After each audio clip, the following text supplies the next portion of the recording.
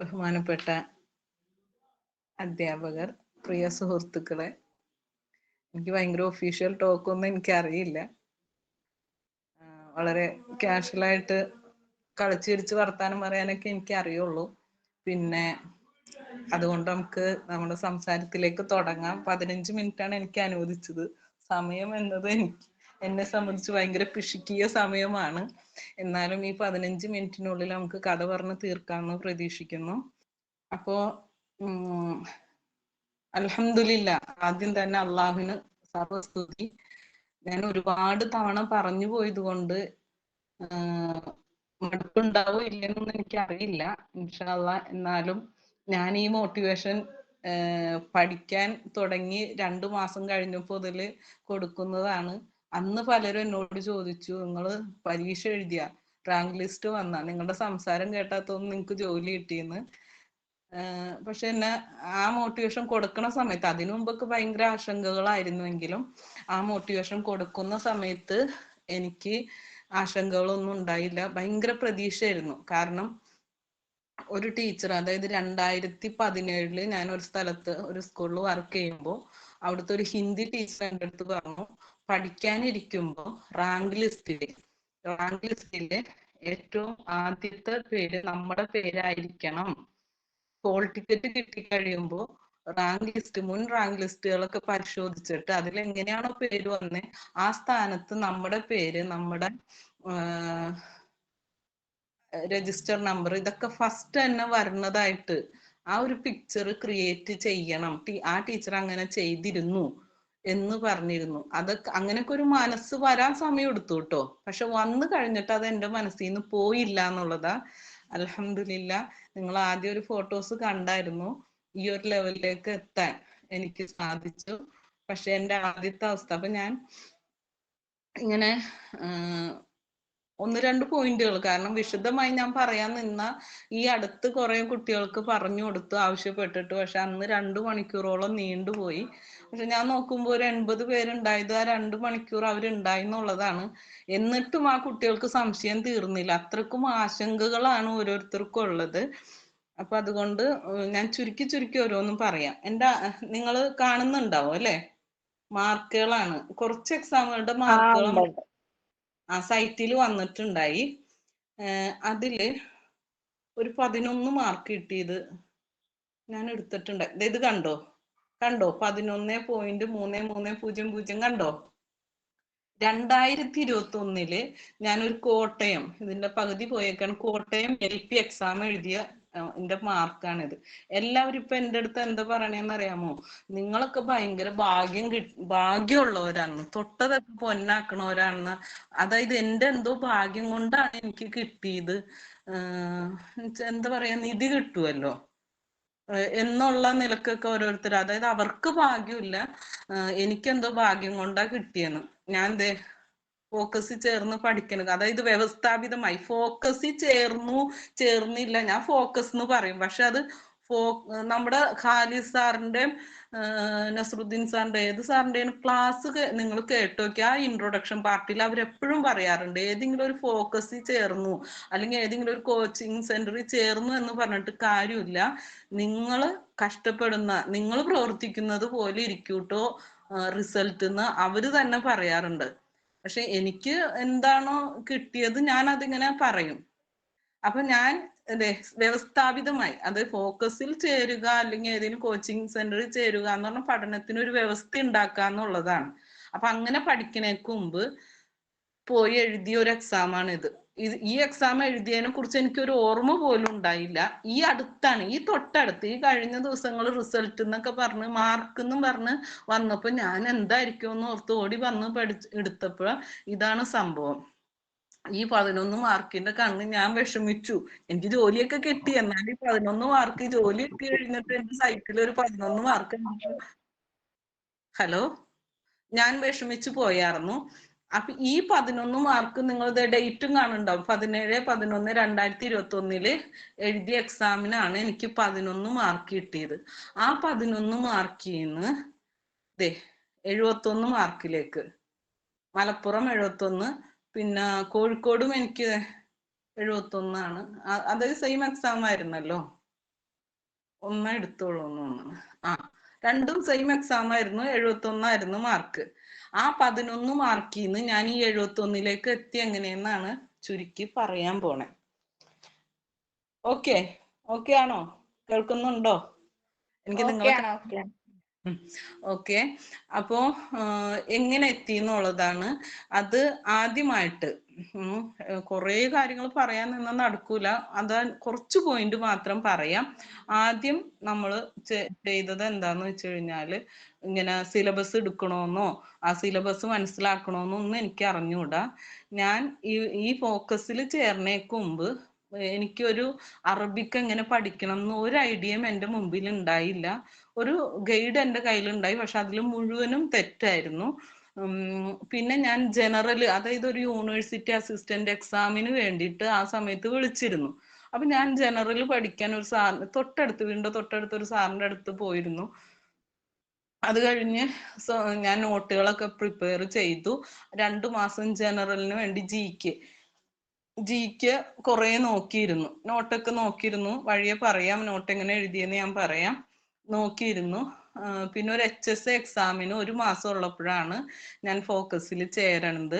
ആ 1 മാസം ഫുൾ ക്ലാസ്സുകൾ, അതായത് ഫോക്കസ് എല്ലാ ക്ലാസ്സും തന്നായിരുന്നു. ആ എല്ലാ യൂട്യൂബ് ക്ലാസ്സും സാധാ സ്പീഡില് 1.5-ല് 2x ഇട്ട് ഞാൻ ഫുൾ ക്ലാസ് ഞാൻ കേട്ട് കഴിഞ്ഞു. നോട്ട് വായിക്കാനോ നോക്കാനോ എന്നുള്ള സമയം ആ 1 മാസം ഉണ്ടായില്ല. ക്വസ്റ്റ്യൻ പേപ്പർ കണ്ടു. അതിൻ്റെ ഒന്നും മാർക്ക് ഇതിൽ വന്നില്ല. ക്വസ്റ്റ്യൻ പേപ്പർ കിട്ടി. എല്ലാം നല്ല പരിചയം. ഉത്തരമൊക്കെ കൺഫ്യൂഷൻ കുറേയും ചെയ്തു വെച്ചു. നെഗറ്റീവ് വന്നു. എന്നാലും 11-ന്ന് 50 എത്തി. കട്ട് ഓഫ് 55 ഔട്ടായി.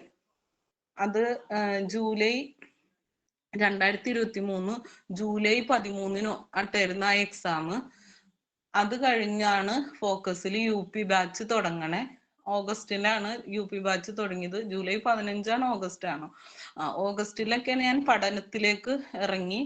ഓഗസ്റ്റ് 1 മാസം ഞാൻ എപ്പോഴും പറയാറുള്ള പോലെ കരച്ചിൽ തന്നെയായിരുന്നു. എനിക്ക് അറിഞ്ഞൂടെ എങ്ങനെ പഠിക്കണേന്ന്. കാരണം ഞാൻ അതുപോലെ ക്ലാസ് കേട്ടു, റിപ്പീറ്റ് ചെയ്ത് കേട്ടു, ജോലി ചെയ്യണതിൻ്റെ ഇടയിൽ കേട്ടു, ഇരുന്ന് കേട്ടു.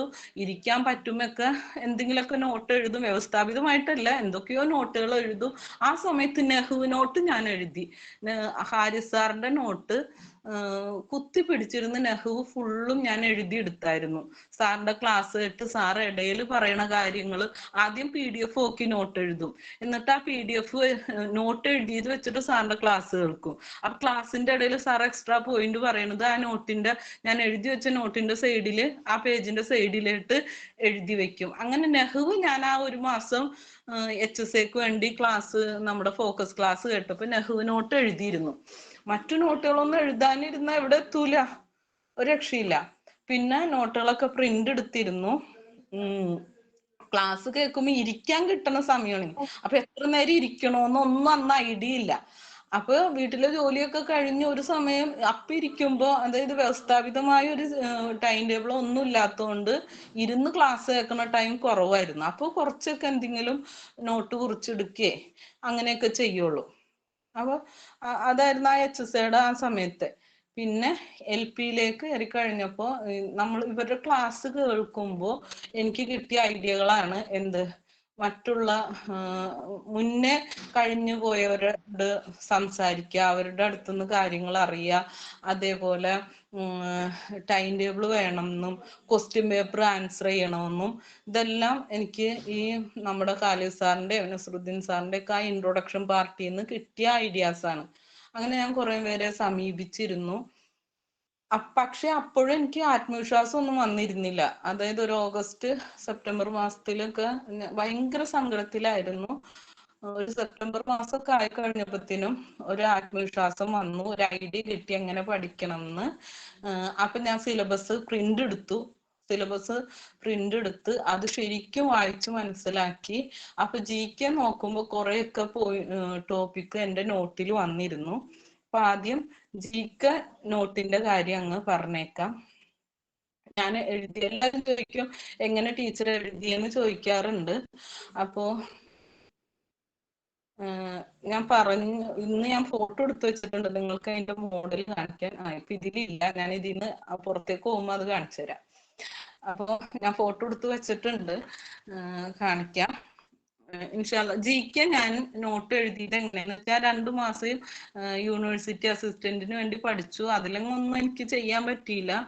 നല്ലോണം പഠിച്ചിട്ട് എക്സാമിന് പോയിരുന്നു കഴിഞ്ഞപ്പോ ആകെ വെപ്രാളവും ടൈമൊക്കെ കുറെ നഷ്ടപ്പെട്ടു. എങ്ങനെയാണ് ടൈം മാനേജ്മെന്റ് എന്ന് അറിഞ്ഞൂടാ, എക്സാം എങ്ങനെ എഴുതണ്ടേന്ന് അറിഞ്ഞൂടാ.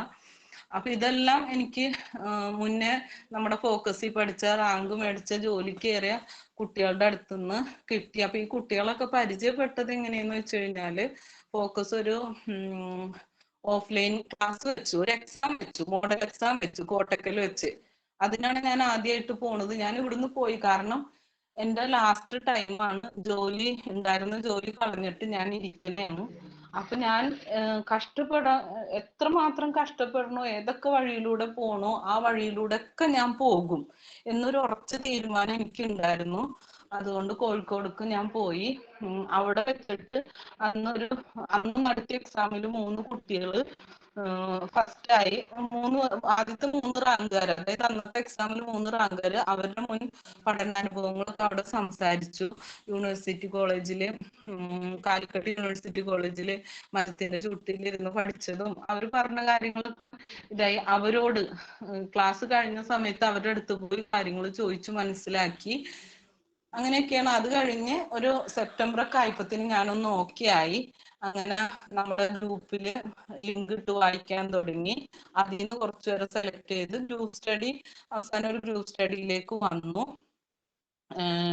ആ ഗ്രൂപ്പ് സ്റ്റഡിയിലേക്ക് വന്നു കഴിഞ്ഞിട്ട് ജിക്ക് പിന്നെ ഞാൻ ജിക്ക് വേറൊരു സോഴ്സ് ഉപയോഗിച്ച് പഠിച്ചിട്ടില്ല. നേരത്തെ പഠിച്ച നോട്ട്സ് അത് മൊത്തം എനിക്ക് റിവിഷൻ ചെയ്യാൻ പറ്റിയിട്ടില്ല.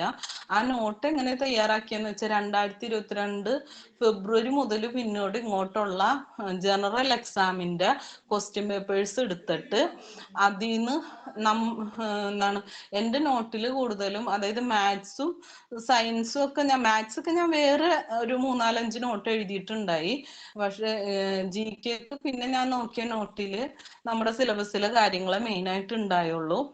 അതായത് എന്തോ അള്ളാഹുവിന്റെ അനുഗ്രഹം കൊണ്ട് അതാണ് എൻ്റെ തലയിൽ കയറിയുള്ളൂ. നമ്മൾ മറ്റ് ജനറൽ എക്സാം എന്ന് പറയുമ്പോൾ കുറെ കാര്യങ്ങൾ ഉണ്ടാവും, പക്ഷെ നമുക്കുള്ള റിനൈൻസൻസ്, പിന്നെ ഇന്ത്യൻ ഹിസ്റ്ററി, കേരള ഹിസ്റ്ററി, ഇതൊക്കെയാണ് എൻ്റെ നോട്ടിൽ കൂടുതലായിട്ട് ഉണ്ടായത്. അങ്ങനെ ഒരു ക്വസ്റ്റ്യൻ കിട്ടിക്കഴിഞ്ഞാല് ആ ക്വസ്റ്റ്യൻ്റെ ഒരു 8 പോയിന്റ്, മിനിമം ഒരു 8 പോയിന്റ്, അതിന്റെ ഓപ്ഷൻസ് ബേസ്ഡ് കുറച്ച് പോയിന്റ്സ്, ഇതൊക്കെ വ്യവസ്ഥാപിതമായി ചെയ്തെന്നല്ല, കിട്ടിയത് അങ്ങ് എഴുതി വെക്കുക. നമുക്ക് പല സോഴ്സിൽ നിന്നും കിട്ടണത് അങ്ങോട്ട് സ്പീഡിൽ എഴുതി വെക്കുക. അങ്ങ് കുറെ എഴുതി പോയി. അപ്പൊ എഴുതി പോകുമ്പോൾ റിപ്പീറ്റ് ആയിട്ട് കുറെ ക്വസ്റ്റ്യൻ വന്നായിരുന്നു. ആ ക്വസ്റ്റ്യൻസ് ഒക്കെ മനസ്സിലുണ്ടായി. 1 ടൈം എഴുതിയ സാധനം വായിക്കാത്തതൊന്നും എനിക്ക് ഓർമ്മ കിട്ടിയില്ല. അത് കഴിഞ്ഞ് നമ്മൾ ഫോക്കസിൽ ചേർന്ന് കഴിഞ്ഞപ്പോ പിന്നെ ഫോക്കസിന്റെ നോട്ട് തന്നെയാണ് പഠിച്ചത്. ഇത് ഒന്ന് മറിച്ചൊക്കെ നോക്കി, കാരണം ഫോക്കസിൽ സെയിം പോയിന്റ് വരിക, അല്ലെങ്കിൽ എനിക്ക് ഓർമ്മയുള്ള കാര്യം ഇന്ന ബുക്കിൽ ഇന്ന പോയിന്റ് ഉണ്ടെന്ന് ഓർമ്മ ഉണ്ടാവുമ്പോൾ അത് എടുത്ത് ഞാൻ കൂട്ടുകാർക്ക് വായിച്ചു കൊടുക്കും. അല്ലാതെ നേരത്തെ എഴുതി വെച്ച ബുക്ക് മൊത്തം എനിക്ക് പിന്നീട് വായിക്കാനുള്ള ഒരു ടൈം കിട്ടിയില്ല. ഫോക്കസിന്റെ നോട്ട് വെച്ച് ജിക്ക് പഠിച്ചു പോയി. അപ്പൊ അതില് എക്സ്ട്രാ പോയിന്റ് പിന്നെ ഞങ്ങൾ PYQ, പിന്നെ ഞങ്ങൾ കൂടിയിരുന്ന് ഡിസ്കസ് ചെയ്തത് അറബിയുടെ PYQ ആണ്. അറബിയുടെ PYQ ജനറല് വായിച്ചു നോക്കുമ്പോൾ ഒരു എക്സ്ട്രാ പോയിന്റ്, അതായത് ഫോക്കസിന്റെ നോട്ടിൽ നിന്ന് തരാത്ത എക്സ്ട്രാ പോയിന്റ് കണ്ടാൽ ഞാൻ എൻ്റെ ബുക്കിൽ സെർച്ച് ചെയ്യും. എൻ്റെ ബുക്കിൽ നിന്ന് അതുമായി ബന്ധപ്പെട്ട് എഴുതിയതൊക്കെ കൂട്ടുകാർക്ക് വായിച്ചു കൊടുക്കും. പിന്നെ നമുക്ക് നമ്മുടെ UP സിലബസിന്റെ HSIയുടെ സിലബസ് നോക്കിയിട്ട് തന്നെയില്ല, അങ്ങനെ ഒരു സിലബസ് ഉണ്ടോയെന്ന് എനിക്ക് അപ്പം അറിയില്ലായിരുന്നു. UPയുടെ സിലബസ് വെച്ചിട്ടാണ് GK ആയാലും അറബി ആയാലും പഠിച്ചത്. ആ സിലബസ് വെച്ച് നോക്കുമ്പോൾ ഞങ്ങൾ തന്നെ സ്വയം ഓരോ ടോപ്പിക്കും ഓരോരുത്തര് സെലക്ട് ചെയ്തെടുക്കും. ഞങ്ങൾ ലാസ്റ്റ് ആറ്റിക്കുറുക്കി വന്ന് ലാസ്റ്റ് എപ്പോഴും ഉണ്ടായത് ഒരു 10-11 പേരാണ്. ഈ 10-11 പേര് ഓരോ ടോപ്പിക്കും സെലക്ട് ചെയ്യും. എന്നിട്ട് നമുക്ക് ഫോക്കസിന്റെ നോട്ടും നമ്മൾ വായിക്കും, അതിൻ്റെ കൂടെ എക്സ്ട്രാ പോയിന്റ്സ് PYQകളോ എന്തെങ്കിലും എക്സ്ട്രാ അതുമായി റിലേറ്റഡ് ആയ PYQകൾ സെർച്ച് ചെയ്യും. അപ്പൊ സെർച്ച് ചെയ്യുമ്പോ എനിക്ക് സെർച്ച് ചെയ്യാൻ കൂടുതൽ നന്നായി തോന്നിയ ആപ്പ് ബൈജൂസ് ആപ്പും ടെക്സ്റ്റ് ബുക്ക് ആപ്പാണ്. ആപ്പൊന്നും ഡൗൺലോഡ് ചെയ്തില്ല, ഗൂഗിളിൽ തന്നെ അതിൽ നിന്ന് ക്വസ്റ്റ്യൻ എടുക്കും. പക്ഷെ ഒന്നിനെ പൂർണ്ണമായിട്ട് നമുക്ക് വിശ്വസിക്കാൻ പറ്റില്ല, മിസ്റ്റേക്സ് വരും. അങ്ങനെ സംശയമുള്ളത് നമ്മൾ ഗൂഗിളിൽ അല്ലാതെ സെർച്ച് ചെയ്യും. പിന്നെ എന്റെ നോട്ടിൽ ഞാൻ എഴുതിയതുണ്ടെങ്കിൽ അത് മാത്രമേ പഠിക്കുള്ളൂ, പുറത്തേട്ട് പോകില്ല. അതിലും കണ്ടില്ലെങ്കിലോ മാത്രമേ ഇങ്ങനെ സെർച്ച് ചെയ്യുള്ളൂ. അങ്ങനെ ഒരുപാട് സെർച്ചിങ്ങിലേക്ക് പോയി സമയം കളയേണ്ടി ഒന്നും വന്നില്ല. ഇങ്ങനെയൊക്കെയാണ് GK പഠിച്ചത്. അപ്പൊ എല്ലാവരും ചോദിക്കുന്ന ചോദ്യമാണ്, ഫോക്കസ് നോട്ട് മാത്രമേ പഠിച്ചോളൂ, വേറെ ഏതെങ്കിലും റാങ്ക് ഫയൽ പഠിച്ചോ, വേറെ ഏതെങ്കിലും ക്ലാസ് എടുത്തോന്ന്. വേറെ ഒരു ക്ലാസ് ഉണ്ടായില്ല. ഈ നോട്ടും നേരത്തെ തയ്യാറാക്കിയ നോട്ട് അത് ഫുള്ളും പഠിച്ചില്ല. ഫുൾ നന്നായി പഠിച്ചത് ഫോക്കസിന്റെ നോട്ട് തന്നെയാണ്. അതിങ്ങനെ ഞങ്ങള് PDF വായിക്കും, അങ്ങോട്ടും ഇങ്ങോട്ടും ചോദിക്കും. അതിന് ഡെയിലി ഒരു ടൈം വെച്ചിട്ടുണ്ടായിരുന്നു GKക്ക്. പിന്നെ അറബി അപ്പൊ GKയുടെ കാര്യം ഒന്നും കൂടി ഞാൻ പറയാം. ഇങ്ങനെ GK പഠിച്ചുകൊണ്ടിരുന്ന സമയത്ത്, അതായത് എക്സാം നടന്നത് എപ്പോഴാ, 11ാം മാസം നവംബർ. അതായത് നമ്മള്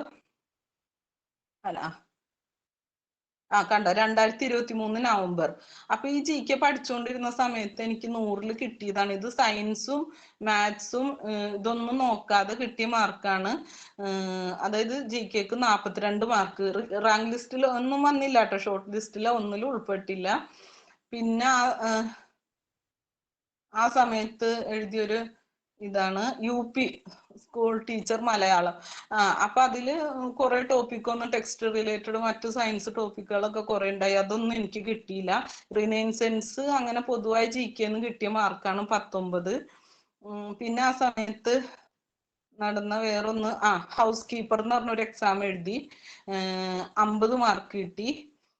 ഇങ്ങനെ ഞാൻ എല്ലാ എക്സാമും, അതായത് എൻ്റെ അടുത്ത് ഞാൻ യൂട്യൂബിൽ നിന്ന് കേട്ടതാണോ ആരോ പറഞ്ഞു തന്നതോ, അങ്ങനെ നമുക്ക് ആ സമയത്ത് വരുന്ന എല്ലാ എക്സാമുകളും, പിന്നെ മാറ്റേൺ ജയിൽ വാർഡൻ അങ്ങനെ എന്തോ സംഭവം, അപ്പൊ അതില് 42 മാർക്ക്. ഇതൊക്കെ നമ്മൾക്ക് നമ്മുടെ UP, അതായത് 2024 ഏപ്രിലിൽ നടക്കുന്ന UP LP ഹൈസ്കൂൾ എക്സാമിന് വേണ്ടി പഠിച്ചുകൊണ്ടിരുന്ന സമയത്ത് നടന്ന ജനറൽ എക്സാമുകളുടെ മാർക്കുകളാണിത്.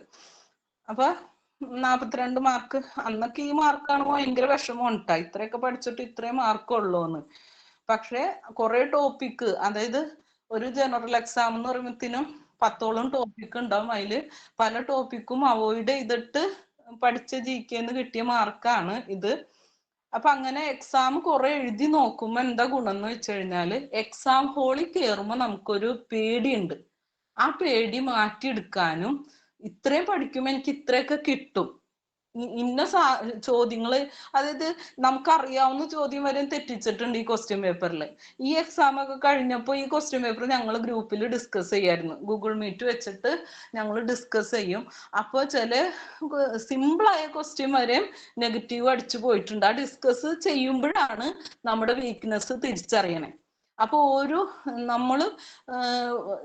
നമ്മൾ ഈ എക്സാം എഴുതുന്ന സമയത്ത് വരുന്ന എല്ലാ നമുക്ക് എഴുതാൻ കഴിയുന്ന എല്ലാ ജനറൽ എക്സാമിനും അപ്ലൈ ചെയ്യണം, പോയി എഴുതണം.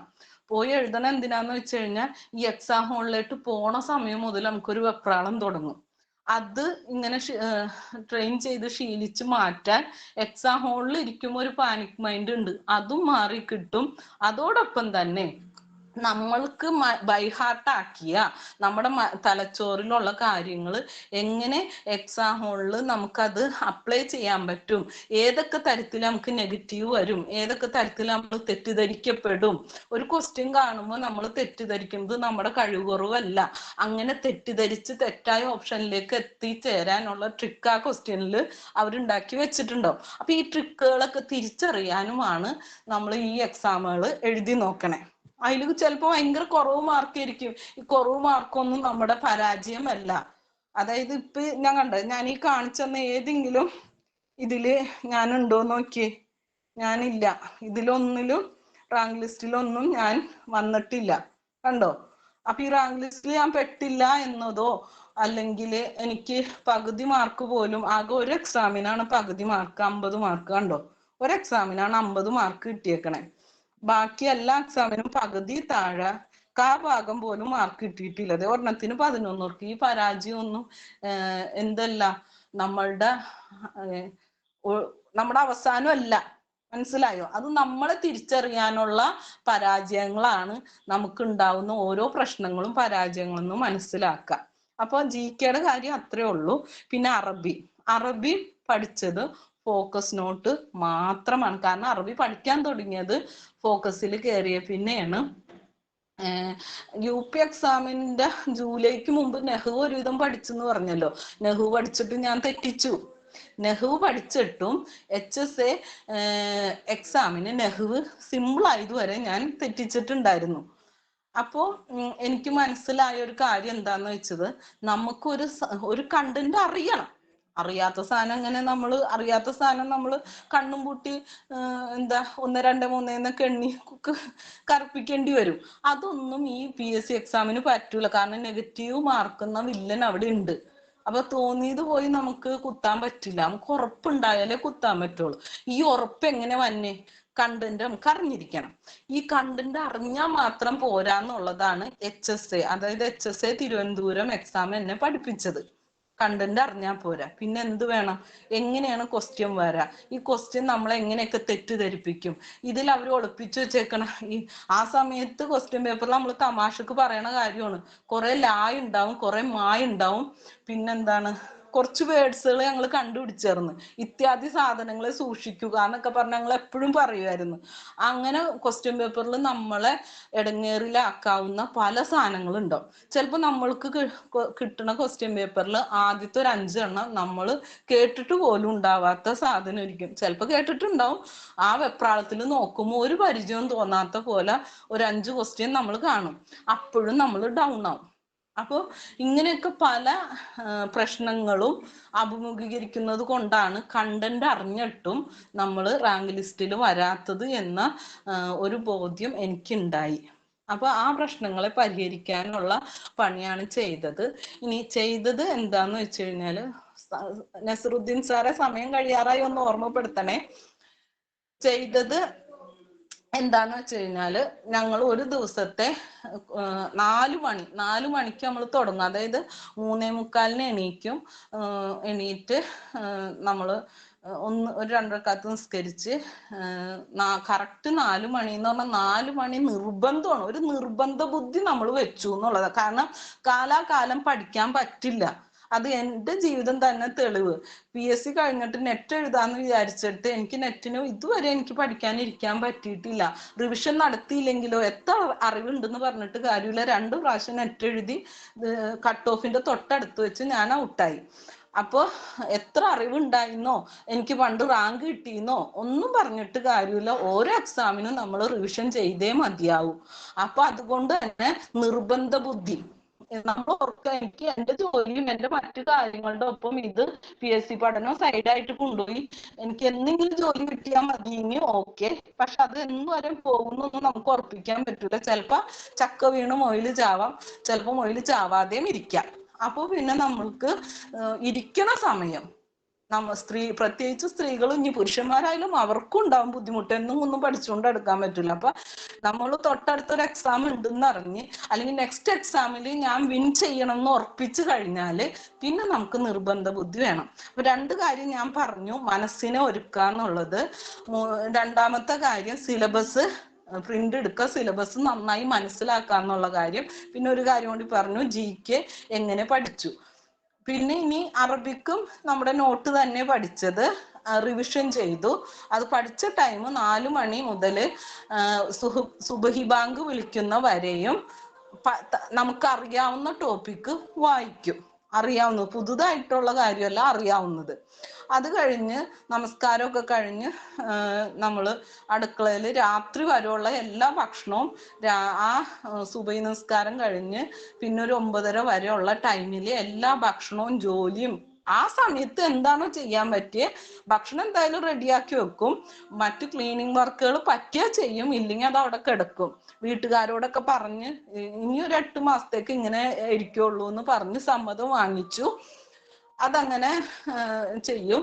9:30 നമ്മള് കുഞ്ഞു കുട്ടികളെ സ്കൂളിൽ വിടാനുള്ളവർ ആ തിരക്കായിരിക്കും.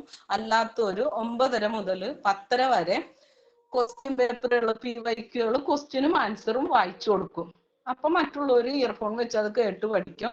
10:30 മുതൽ 11:30 വരെ സമയത്തിലൊക്കെ ഏറ്റക്കുറച്ചിലുണ്ടാവും. നമ്മുടെ ആ സന്ദർഭത്തിനനുസരിച്ച് നമ്മൾ അതിനെ മാറ്റും. പൊതുവായ ഒരു കാര്യം പറയാണ്, 10:30 മുതൽ 11:30 വരെ തലേന്ന് പഠിച്ച അറബി വായിക്കും. അല്ലെങ്കിൽ അതിന് തൊട്ട് മുന്നേ നമ്മൾ റെക്കോർഡഡ് ക്ലാസ്സോ അല്ലെങ്കിൽ ലൈവ് ക്ലാസ്സോ കേട്ട ആ നോട്ട് ആരെങ്കിലും ഒരാളെ ഏറ്റിട്ടുണ്ടാവും. അയാൾ ഇരുന്ന് ഒരു സംശയവും ഇല്ലാതെ കാരണം അയാൾ അതൊക്കെ ഒന്നും കൂടി ക്ലാസ് നല്ലോണം കേട്ട് പ്രിപ്പയർ ചെയ്തായിരിക്കും വന്നത്. അയാൾ അത് വായിക്കും, ബാക്കിയുള്ളവർ അത് കേൾക്കും. ചിലപ്പോ ഇപ്പൊ കവികളെ കുറിച്ചാണെങ്കിൽ ഒരു കവിനെ കുറിച്ച് ഏറ്റെടുത്ത ആള് വായിക്കും. അപ്പം കേട്ടവരിൽ ഒരാള് റിപ്പീറ്റ് ചെയ്ത് അത് പറയും. അങ്ങനെ അത് കഴിഞ്ഞിട്ട് 10:30 മുതൽ 12:30 വരെ GK ഒരു പുതിയ പാഠം വായിക്കും. അതായത് മുന്നേ പഠിപ്പിച്ച ഒരു പുതിയ പാഠം വായിക്കും. അത് കഴിഞ്ഞ് ഉച്ച കഴിഞ്ഞിട്ട് പഴയത് അറബി റിവിഷൻ ചെയ്യും. അതേപോലെ പഴയത് GK റിവിഷൻ ചെയ്യും. അങ്ങനെയൊക്കെ ഈ സമയങ്ങളിൽ ചിലപ്പോൾ നമ്മൾ ഒരു ടോപ്പിക്ക് ഏറ്റെടുത്തിട്ട് അതിന്റെ PYQകൾ സെർച്ച് ചെയ്ത് കൊണ്ടുവരാന്നൊക്കെ കേട്ടിട്ടുണ്ടാവും. അങ്ങനെ കൊണ്ടുവന്നത് വായിക്കും.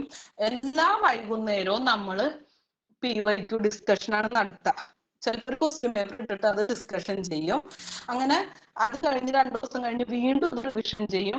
പിന്നെ ശനി ഞായറുകൾ റിവിഷൻ ചെയ്യും. അങ്ങനെ റിവിഷൻ ഇതിന്റെ ഇടയിൽ കൂടി മസ്റ്റായിട്ട് റിവിഷൻ നടത്തും. പിന്നെ ലാസ്റ്റ് 5 റാങ്ക് ലിസ്റ്റിൽ വന്നു. ഒരെണ്ണം 9ാം റാങ്ക്, 2 9ാം റാങ്ക്, 2 1ാം റാങ്ക്. HSAക്ക് ഞാൻ പഠിച്ചിട്ടുണ്ടായില്ല, പ്രത്യേകം UPSCന് പഠിച്ചുകൊണ്ട് റാങ്ക് കിട്ടി. അൽഹംദുലില്ലാ. അപ്പോൾ ഞാൻ എൻ്റെ വാക്കുകൾ നിർത്തുകയാണ്. എന്നെ ശ്രവിച്ച എല്ലാവർക്കും ജസാക്കുമുല്ലാഹ് ഖൈറൻ കസീറ ഫിദ്ദുനിയ വൽ ആഖിറ.